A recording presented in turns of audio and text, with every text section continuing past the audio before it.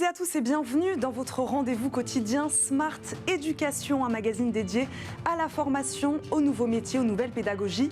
Le rendez-vous qui donne un futur à la jeune génération. Aujourd'hui, une question, la philosophie à l'école, quels bénéfices pour l'élève? Longtemps simple matière d'un programme de fin d'études secondaire, la philosophie rejoint maintenant les bancs de l'école. La pratique philosophique se démocratise dès la maternelle, à l'école primaire aussi. L'objectif pour l'élève, mieux se connaître pour interagir avec les autres et apprendre à jouer son rôle de futur adulte au sein de la société. La philo à l'école, comment ça marche? Réponse avec notre invité, Edwige Chirouter, professeure des universités à Nantes en philosophie et sciences de l'éducation, titulaire de la chaire UNESCO sur la philo avec les enfants, est avec nous en visioconférence. Bonjour Edwige. Bonjour, merci pour l'invitation. Merci à vous de nous accompagner. Edwige Chirouter, la pratique est-elle récente au sein de l'éducation nationale ? Pas tant que ça, tout dépend de ce qu'on appelle récent, mais ça fait une trentaine d'années en France, notamment que ça se développe, alors de façon plus ou moins marginale, mais c'est vrai que ça fait 10 ans maintenant que les pratiques elles explosent, notamment dans le cadre de l'enseignement moral et civique, qui préconise la tenue de débats argumentés. Donc c'est dans ce cadre institutionnel que ces pratiques-là, elles ont pu se développer depuis, disons maintenant une bonne vingtaine d'années, avec une explosion des pratiques depuis 10 ans. Et elle est vraiment démocratisée partout en France, sur tout le territoire ? Non, en fait, comme c'est pas vraiment au programme, ça reste donc de l'initiative de l'enseignant.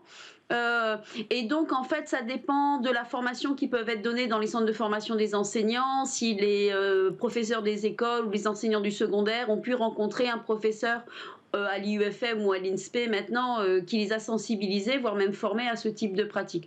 Donc, c'est plutôt arbitraire sur le territoire, mais c'est vraiment exponentiel un peu partout. Edwige Chirouter, je le disais, dès la maternelle, à l'école primaire aussi.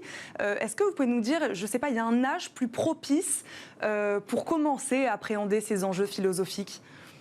Moi, je pense qu'il faut commencer à partir du moment où les enfants se posent eux-mêmes des questions philosophiques. Et ça, c'est vers 3-4 ans, c'est une expérience philosophique qu'on appelle l'étonnement devant le monde. C'est le philosophe Aristote qui disait déjà que ce qui distingue les humains des autres animaux, c'est d'abord et avant tout la capacité à se poser des questions. C'est l'âge des pourquoi, c'est l'âge des comment. Donc l'idée, c'est de commencer à partir du moment où les questions philosophiques se posent, pour commencer un apprentissage qui va être long, patient et rigoureux. J'ai tendance à dire que c'est pas parce que ce serait facile la philosophie qu'on pourrait le faire avec les enfants, c'est parce que c'est très difficile qu'il faut commencer tôt. Et comme jouer un instrument de musique, ça va demander du temps, de la patience, de l'effort, du travail, et pour parvenir à développer l'esprit critique et tout un processus d'émancipation pour essayer de penser par soi-même. Je rebondis sur ce que vous dites, développer l'esprit critique. Qu'est-ce qu'elle apporte alors, cette pratique philosophique, concrètement à la construction de l'enfant? Quelles compétences exactement ? Il y en a de plusieurs sortes. Il y a des enjeux aussi de reconnaissance, c'est-à-dire que dans les ateliers de philosophie, ce sont des temps de parole, de discussion, où on va demander à l'enfant aussi son avis, de construire son avis. Et donc, c'est lui dire que tu as le droit ici et maintenant de poser tes grandes questions. C'est pas quand tu seras grand, c'est pas pour plus tard, c'est ici et maintenant. Donc, il y a des enjeux d'estime de soi, il y a des enjeux de reconnaissance, il y a des enjeux aussi en termes de développement du langage. On va apprendre du vocabulaire. Ça, c'est très important dans les ateliers de philosophie, de structurer sa capacité à réfléchir à partir du langage et à parler aussi publiquement devant les autres. Il y a des compétences démocratiques, apprendre à écouter, à rebondir sur les idées, et puis toutes des compétences qui relèvent de l'esprit critique, l'argumentation, la capacité à construire une opinion de façon éclairée. Donc, ça peut aider donc l'élève, l'enfant, à s'adapter au monde même professionnel pour la suite ? Ça permet surtout d'avoir un esprit critique et ça permet aussi d'être un citoyen éclairé. Je dirais l'adaptation, elle est à la fois dans sa vie, dans son existence et dans toutes ces modalités de la vie. Mais l'enjeu, il est politique. C'est-à-dire que c'est vraiment de développer la capacité à réfléchir, à décrypter, à se faire une opinion, à construire une opinion.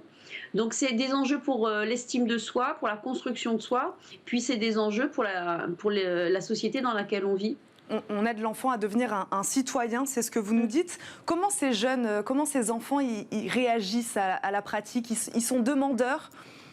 Oui, en fait, ils adorent ça. C'est vraiment quelque chose qui est très palpable, c'est la joie de la pensée et la joie de la complexité. Parce qu'on dit bien aux enfants que la question qu'on se pose, c'est une question que les grands philosophes se posent depuis toujours. La science ne peut pas y répondre, hein. Qu'est-ce que c'est qu'une loi juste? Qu'est-ce que c'est qu'une vie réussie? À quoi on reconnaît qu'on aime vraiment quelqu'un?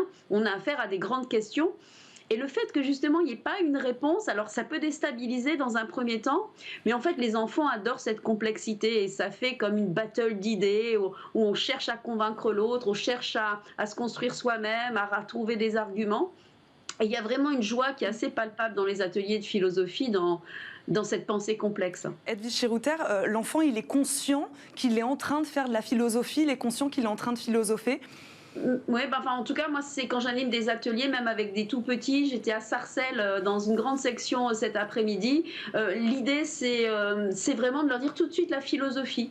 De leur dire que c'est une discipline qui existe depuis très longtemps et qui consiste à se poser des grandes questions que les humains se posent depuis toujours. Et le mot, il se l'approprie extrêmement facilement, de la même façon qu'il s'approprie extrêmement facilement le fait que Socrate, Platon ou Kant ont pu eux-mêmes se poser ces questions-là à leur époque.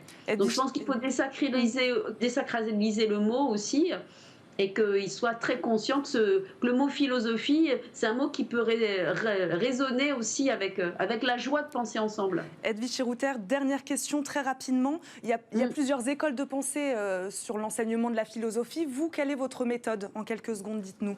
Moi, j'ai fait ma thèse sur le lien entre la littérature de jeunesse et la philosophie avec les enfants. Comment penser à partir du récit? Parce que je pense que le vécu et l'intimité, c'est pas une très bonne matière pour philosopher parce qu'elle est trop chargée d'affect et qu'on a la chance d'avoir des récits, des très beaux récits, des contes, des mythes, des albums jeunesse qui sont une parfaite médiation pour nous aider à réfléchir.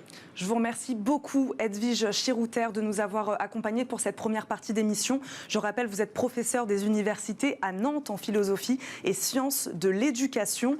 On va maintenant accueillir avec nous Alexandra Ibanez, enseignante elle aussi, et puis auteure de la philo à l'école primaire. Bonjour Alexandra Ibanez, merci beaucoup d'être avec nous. On vient de parler avec Edwige Chirouter des différentes manières d'enseigner la philosophie à l'école.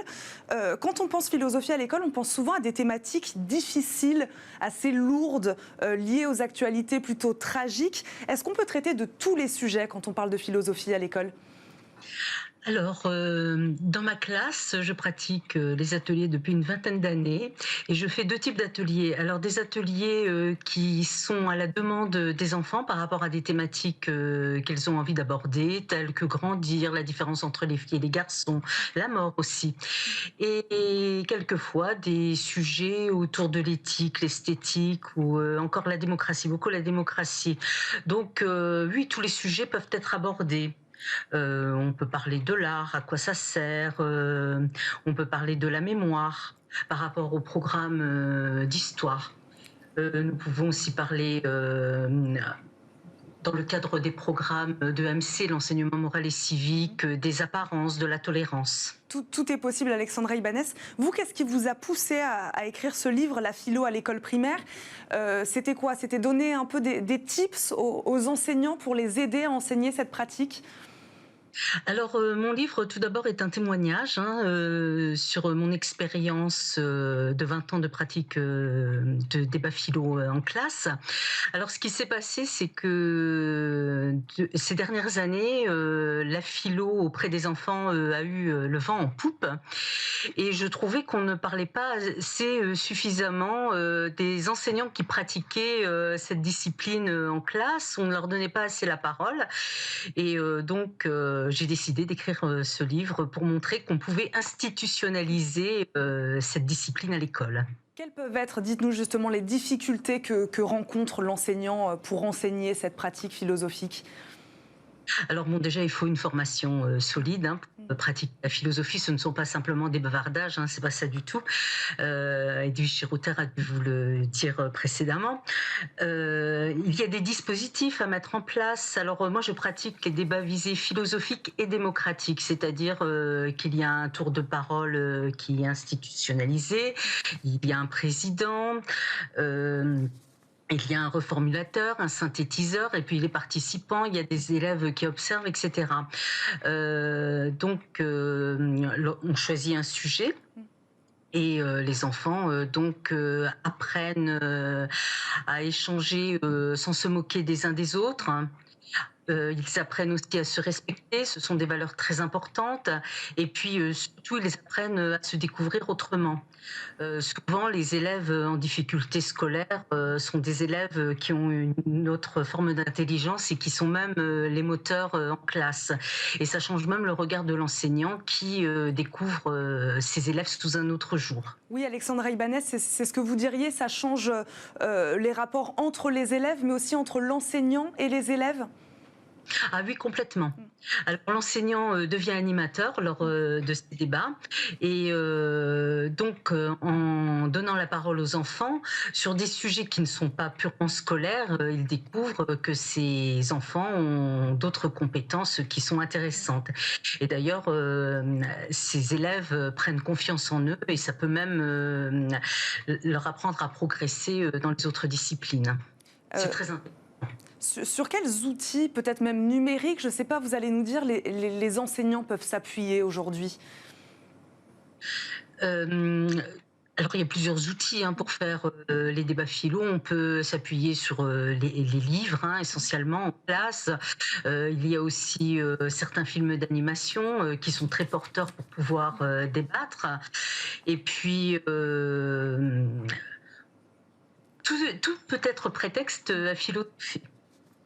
Tout peut être prétexte à philosopher. Alexandra Ibanez, que manque-t-il vraiment? Vous le disiez, vous parliez d'un vrai boom, en tout cas de la pratique aujourd'hui dans les écoles françaises. Qu'est-ce qui manque vraiment pour la démocratiser encore plus? Ah, il faut l'institutionnaliser. Et c'est pour ça que je défends beaucoup mon livre parce que bon, je veux montrer que c'est possible, que ça marche et que ça change complètement une vie de classe. On parle toujours de ce qui ne fonctionne pas à l'école, mais là, bon, bah justement, c'est quelque chose de très positif. On va s'arrêter sur ces paroles positives, justement. Merci beaucoup, Alexandra Ibanez, de nous avoir accompagnés pour cette fin d'émission. Je le rappelle, vous êtes auteur de la philo à l'école primaire. Merci encore de nous avoir accompagnés.